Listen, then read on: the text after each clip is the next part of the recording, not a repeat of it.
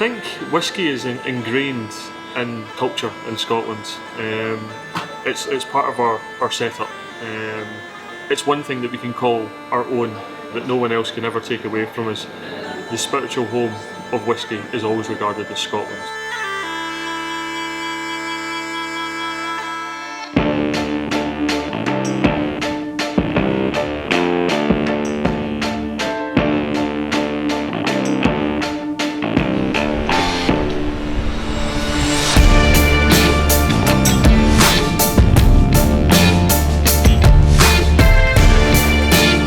Hi there, I'm Luke, I'm Maltese, and I'm here in Scotland to find out about how one special man and his family followed their passion for great whisky and put Scotland on the map.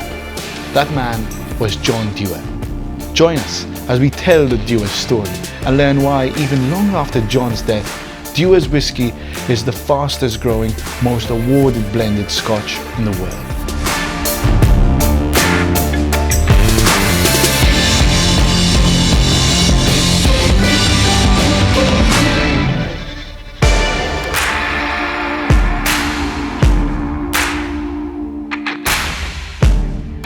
Today, Scotland and Scotch seem to share a single enigmatic identity, but this was not always the case.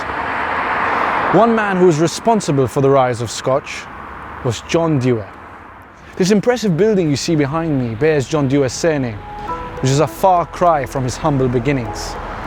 As you will soon find out, the story of John Dewar is one of pluck, tenacity, and vision.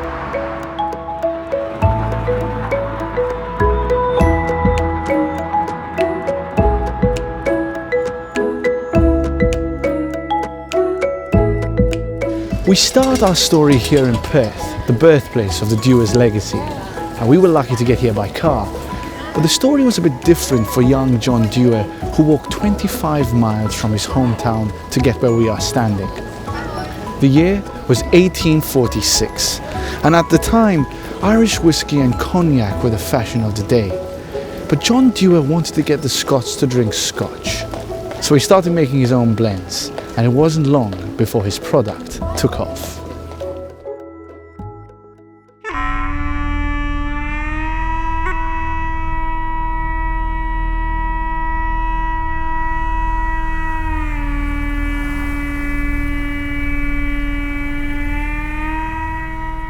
Behind me is where John Dewar was born in 1805.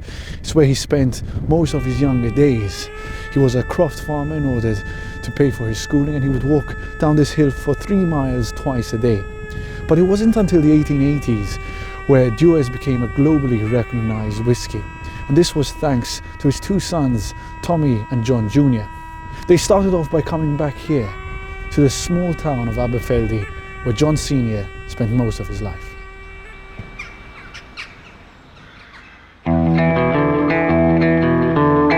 I think everyone has an argument on what the most important bit is, but each part adds flavour and character to the whisky. As far as barrels are concerned, in my opinion, a good barrel makes good whisky, and it's probably the most important part of the process is the maturation. The company was started by my father around 1961, so that's in excess of 50 years now.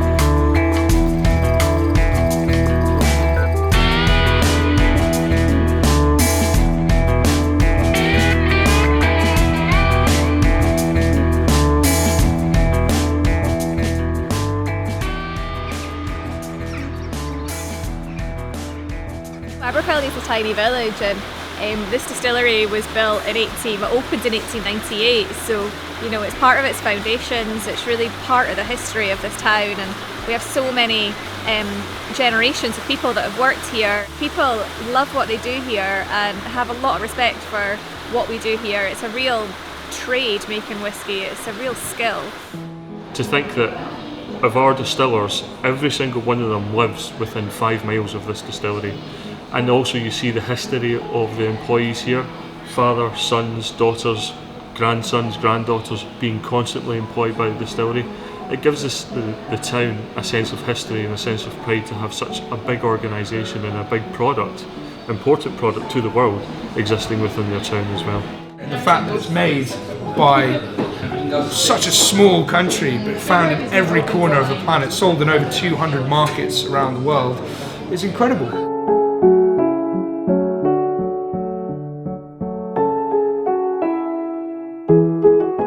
It's a very, very skillful job to bring together different malts and a grain to make something consistent and fantastic.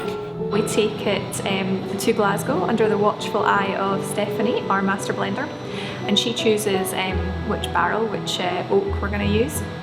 And she ages it for at least 3 years one day, but mostly she will age it for sort of 10, 12 years and create our lovely Aberfeldy 12-year-old whisky, 16-year-old whisky, 18-year-old whisky, or she'll choose to blend it into our lovely Dewars. This is the Patili Burn. So the Patili Burn is our water source that we use in Aberfeldy whisky and in our Dewars blend. So when the Dewars brothers found this site, this is one of the key things that they found to build on. So water, obviously water is one of the main 3 ingredients because we make whisky from water, yeast and malted hops. So you have to have a really rich, good water source and a lot of it.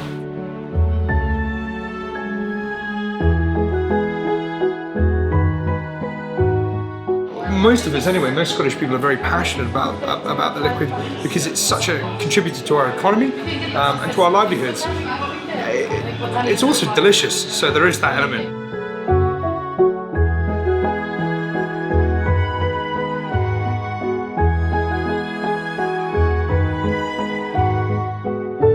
I think we just appreciate the time and effort that goes into making even just something as simple as a 10-year-old whisky.